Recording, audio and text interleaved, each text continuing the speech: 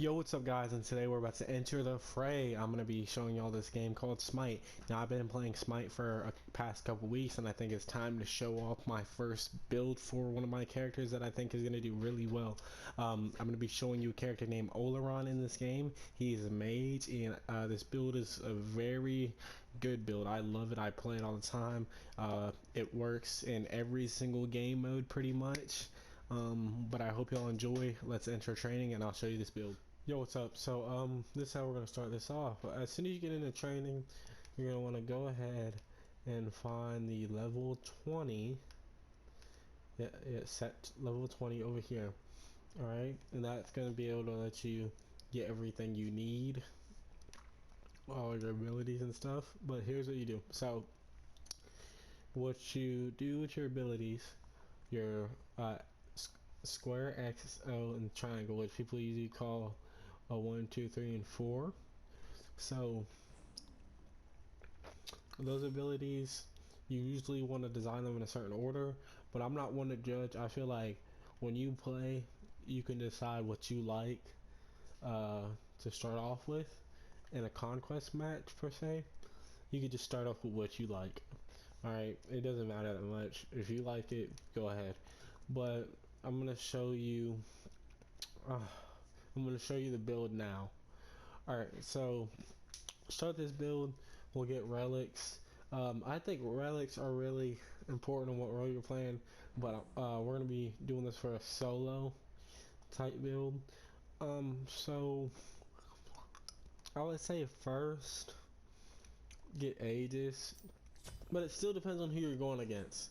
It just depends on who you're going against, and I'm not really too experienced to say that, but the relics just really depend on who you're going against. The second relic, I'd say. So the first one I go with Aegis, just so if you're taking too much damage, because you're kind of squishy, so that you can get out. And then maybe like beads, depending on if it's somebody that can draw you in or somebody that can stun you. Maybe beads. Alright, and then so with the items, you want to always get Mage's blessing for him, and then after you get Mage's blessing, you can start up Banecroft's Talon, which is what I like to do some of the time. I like to start up Banecroft's Talon. And then after I get Bancroft, I'll go ahead and choose boots. And the boots I'll go with is shoes of the Magi. Magi. I'm sorry if I'm not pronouncing it right. I would pronounce it Magi because I watched The Adventure of Sinbad, and they always said Magi. But you can just choose whatever for real. Like you can choose whatever to say. I don't care. But I said Magi.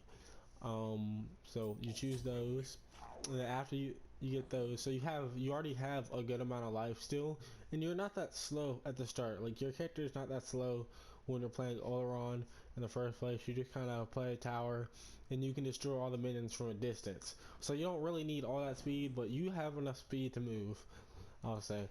And then you go over, and we'll catch the first ring. So usually for the first ring, I'll go straight into it, and I'll get. It depends. If you're trying to do a real power play, you go with the Telkhines Ring first. That is if you're trying to go with the real power play. But honestly, I would get the Ring of Hecate, because playing solo, you can still pull it off. If you're playing solo, you should still be able to pull it off. So you pick that, and then you go and pick which ring is it next that I usually decide. By this time I usually decide on the Telkhines Ring, and then after I get the Telkhines Ring, I usually get Demonic Grip. Because I feel like, or hold up, let me see if I have enough speed. because this gives me 18 plus movement speed, and that gives you magical lifesteal. What I would say is we can go ahead and get the demonic grip at this point. We can get the demonic grip, and then after you get the demonic grip, go up to your starter, like your items, and get an elixir of speed. After you have that, just go ahead and go back down, sell your Mage's Blessing, and go ahead and get this Hastended Ring. And you are gonna be set for the rest of the game, bro.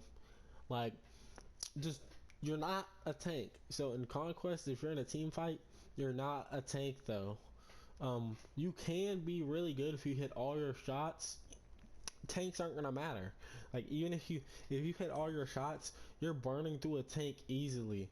You are gonna be the highest damaging player in the game. Like, so you're gonna be an ADC. You're gonna be an ADC at that point. Like, you start at solo and you're gonna be ADC. Like, guaranteed. But I'm telling you, this works so well, and I hope that y'all are able to use it good. Here, I'll show it off real quick. Not the fire giant, because the fire giant is not meant to be taken on by one person. We'll do the gold fairy. I can take on a gold fairy. So start like that. And look, she's gone. She's gone, bro. Like, I'm telling you, it's a good build, and you should use it. I'm telling you, man. I hope y'all enjoyed. And we'll be heading out to Fray for now, but catch me next time, for real.